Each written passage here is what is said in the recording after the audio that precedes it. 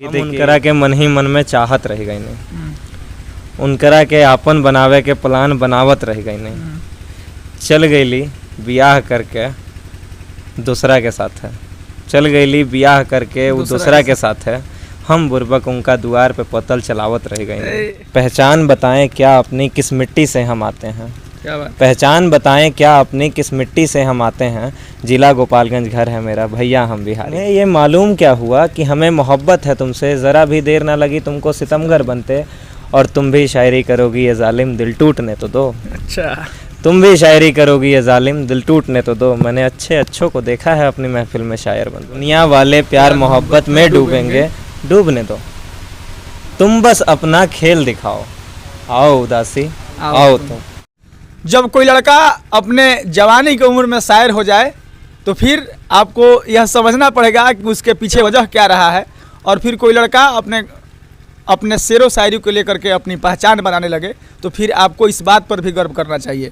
जब अवनीश तिवारी लिखते हैं कि सुबह में रामायण और शाम को गीता हो जाना, सुबह में रामायण और शाम को गीता हो जाना, और फिर मुझको बना करके राम तुम स्वयं सीता हो जाना, तो हम जैसे लड़के ऐसे शायरी को और ऐसे लोगों को हमेशा सुनते रहना चाहते हैं और हमेशा सुनते रहने के लिए खड़े हो जाते हैं। बाकी हम आए हैं आज शायरी सुनने के लिए। ये कोई बहुत बड़ी इंटरव्यू नहीं है, बहुत बड़ी कोई बातचीत नहीं है, लेकिन जब अवनीश तिवारी अपने शेरों को लेकर के पढ़ते हैं तो ऐसा लगता है कि उस महफिल में सिर्फ अवनीश तिवारी को सुना जाए और बस सुनते रहा जाए। बाकी स्वागत है सर। धन्यवाद बहुत बहुत मनमीत भाई। आपने बताया कि ये कोई बहुत बड़ा इंटरव्यू नहीं है और आप गोपालगंज से आप भी हैं तो आप रिलेट करेंगे बहुत अच्छे से। मरते दम तक जो साथ दे, क्या बात है, मरते दम तक जो साथ दे, जो ना टूटे वो यारी है। व्यक्तित्व हमारा ऐसा है 100 पर हम एक भारी हैं। पहचान बताएं क्या अपनी, पहचान बताएं क्या अपनी किस मिट्टी से हम आते हैं। क्या बात, पहचान बताएं क्या अपनी किस मिट्टी से हम आते हैं। जिला गोपालगंज घर है मेरा, भैया हम बिहारी हैं। क्या बात है। बाकी एक दो चीज़ हम जानना चाहेंगे कि मतलब इस उम्र में शायरी करना, शायर हो जाना, क्या वजह रहा है? वजह जब आप अकेले पढ़ते हैं तो आप लिखते हैं और अकेलेपन में लिखना बहुत ज़रूरी भी है और साहित्य से जुड़े रहना अपने आप में एक सुंदरता है। अच्छा, कोई लड़का किसी कॉलेज में पढ़ने गया हो और मतलब उसको कोई एक लड़की दिख रही हो, बाकी उसको लगता हो कि मेरा मतलब इससे प्रेम हो जाना चाहिए, वैसे स्थिति में शायर क्या सुनाते हैं? वैसे स्थिति में शायर सुनाते हैं, आपको सुना रहे हैं हम। वो लड़का देखता है कि उसे प्रेम हो जाना चाहिए, पर प्रेम होता है या नहीं होता है ये अब वो लड़का जब मिलेगा तो बताएगा। पर उसके मन की एक बात है कि तुम्हें ये मालूम क्या हुआ कि हमें मोहब्बत है तुमसे। क्या बात है। तुम्हें ये मालूम क्या हुआ कि हमें मोहब्बत है तुमसे, ज़रा भी देर ना लगी तुमको सितमगर बनते। क्या बात है। तुम्हें ये मालूम क्या हुआ कि हमें मोहब्बत है तुमसे, ज़रा भी देर ना लगी तुमको सितमगर बनते। और तुम भी शायरी करोगी ये जालिम दिल टूटने तो दो। अच्छा, तुम भी शायरी करोगी ये जालिम दिल टूटने तो दो। मैंने अच्छे अच्छों को देखा है अपनी महफिल में शायर बनते। क्या बात है। अच्छा, मतलब इसको लेकर के मतलब आगे क्या करना है? तो मतलब एक नए नए लड़कों के लिए एक प्रोफेशन हो गया है लेखनी के क्षेत्र में, मतलब गीत गज़ल के क्षेत्र में लोग अपना कैरियर भी देख रहे हैं। आगे मतलब क्या देखा जाएगा अवनीश तिवारी को? अवनीश तिवारी को आगे आप एक बढ़िया कवि, बढ़िया शायर जो फूहड़पंती से बहुत दूर है, और कोशिश है कि भोजपुरी में भी बहुत सारे कंटेंट मेरे आने वाले हैं। तो मैं कोशिश में हूँ कि भोजपुरी में जो ये अश्लीलता है इससे अलग हट के मैं कुछ करूँ और अपने आप को समर्पित करूँ भोजपुरी। अच्छा, कोई शेर या कोई गज़ल पढ़ने या लिखने के पीछे क्या व्यवस्था रहती है कि मतलब वह लिखा जाता है? मेरा मतलब है कि लिखने के पीछे क्या वजह होना चाहिए, क्या कारण होना चाहिए कि कोई लिख सके? देखिए, दूसरों का तो नहीं बता सकते, मेरा पर्सनली ऐसा रहता है कि मैं रिलेट करता हूँ बहुत ज़्यादा। जैसे मैंने भोजपुरी में एक मेरे मित्र हैं, उन्होंने कुछ कहानी अपनी दुख बताई तो मैंने उस पर एक भोजपुरी में 4 लाइन लिखी थी। उनकरा के मन ही मन में चाहत रह गई नहीं, उनकरा के आपन बनावे के प्लान बनावत रह गई नहीं। चल गईली बियाह करके दूसरा के साथ है, चल गईली बियाह करके वो दूसरा के साथ है। हम बुर्बक उनका द्वार पे पतल चलावत रह गए। तो ये मैं रिलेट कर लेता हूँ, मैं चीज़ें देखता हूँ तो मुझे ऐसा लगता है कि इस चीज़ पे कुछ हो सकता है। मतलब ऐसा कभी नहीं रहा है मेरे साथ कि नहीं मेरे साथ खुद कुछ हुआ हो तो ही मैं लिख रहा हूँ, नहीं है। ऐसा मतलब अच्छा है कि मतलब ऐसा उत्तर दे करके आप बच गए, लेकिन ऐसा भी संभव है कि मतलब आपके साथ ही ऐसा हुआ हो, आप किसी दोस्त का कहानी बता करके नहीं शायरी सुना रहे हो। लेकिन अगर ऐसा होता तो हम खुल के कह सकते थे ना। मतलब मेरा ये है कि जो नए नए बच्चे लिख रहे हैं तो आखिर वह लिखने की कला कहाँ से आती है, मतलब कैसे कोई लिख पाता है।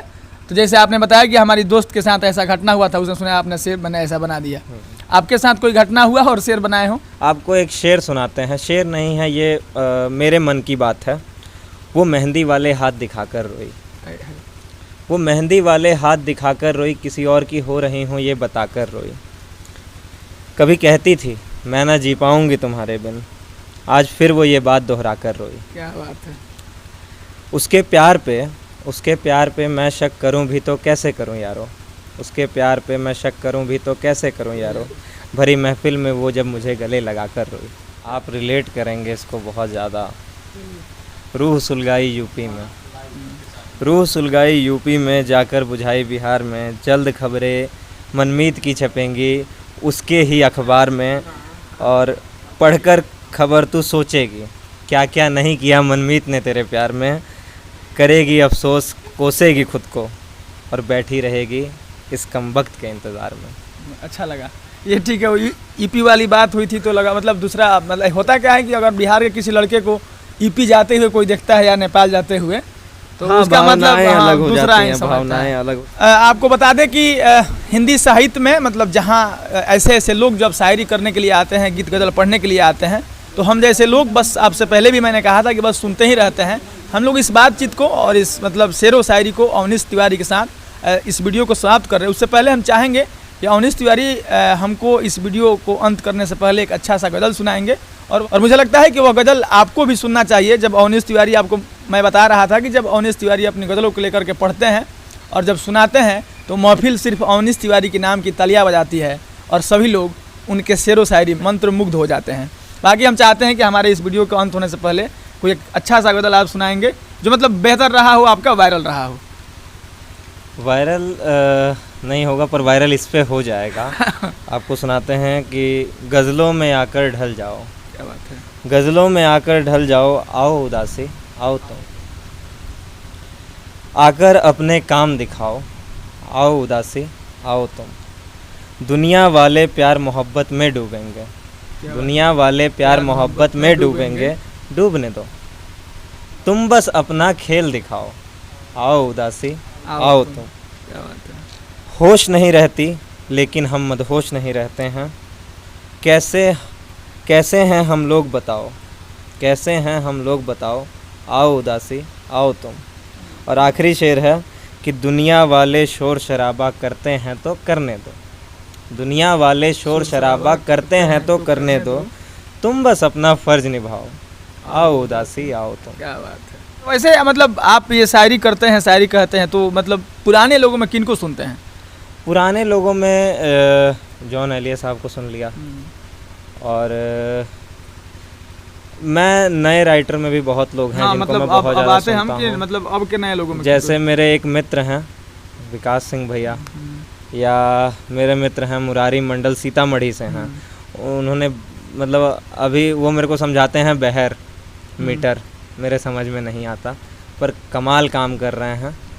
और मेरे मित्र एक भदोही से हैं, लखनऊ में अभी पढ़ाई चल रही है उनकी, शुभम राइट्स करके है उनका इंस्टाग्राम, तो शुभम है, शुभम भी बहुत प्यारा लिख रहे हैं। और मेरा खुद का भतीजा है अनुराग पांडे। अनुराग पांडे खुद में एक अलग है, मतलब मैं बहुत उससे सीखता हूँ, तो मुझे लगता है कि नए लड़कों में ये ऊर्जा।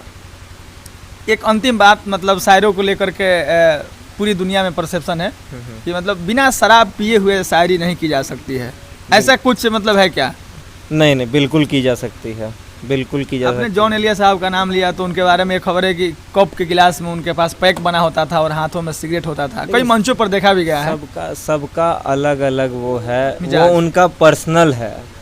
पर्सनल आप अपने जीवन में कुछ कर सकते हैं, मैं कुछ भी कर सकता हूँ, पर प्रोफेशन में जब हम आते हैं तो वहाँ ये पर्सनल चीज़ें नहीं होनी चाहिए, मेरा मानना मतलब है। जरूरी नहीं है सर आपके लिए? नहीं, बिल्कुल नहीं है। अगर आपके अंदर तड़प है तो बिना नशे के भी आप बहुत आगे जा सकते हैं। क्या बात है। तड़प होनी ज़रूरी है। आहत इंसान जब हो जाए तो फिर उसको नशे की ज़रूरत नहीं है। नशा करना है तो उसकी आंखों का नहीं करेगा आदमी, शराब का नशा कुछ नहीं है। बाकी हमने इस जब वीडियो की शुरुआत की थी और मौसम भी सुहाना है, बाकी हम इस वीडियो को कंप्लीट करने के लिए फिर दूसरा लोकेशन लिए और बाकी हम इस वीडियो को समाप्त कर रहे हैं। उससे पहले हम चाहते हैं, या मतलब क्या आपको बताएं, जब यह वीडियो शुरू हुई थी तब से लेकर अब तक आदमी चाहता है कि सुनते ही रहे, लेकिन वीडियो भी लंबा हो जाएगा, इसलिए मौसम को ध्यान में रखते हुए अवनीश भाई आगे शेर सुनाएंगे आपको। एक शेर सुनिए कि इस ओर से भाव के बादल भेजने पड़ते हैं। क्या बात है। इस ओर से भाव के बादल भेजने पड़ते हैं, उस ओर से प्रेम के बरसात के लिए। क्या बात है। इस आपको बता दें कि गोपालगंज जिले से ये अवनीश त्रिपाठी थे, अपने शेर और गज़ल को लेकर के आपके सामने आए हुए थे और हमारी भी इच्छा थी कि आज पहुंचेंगे और फिर शेर व शायरी सुनेंगे और जो दिन भर का हरासमेंट होता है, अवनीश त्रिपाठी के इन तमाम शेरों को सुन करके थोड़ा सा तो आराम मिलेगा ही। बाकी मुझे उम्मीद है यह वीडियो आपको पसंद आई होगी। बाकी आपकी प्रतिक्रिया अपेक्षित है। हम फिर मिलेंगे किसी वीडियो में, तब तक के लिए धन्यवाद।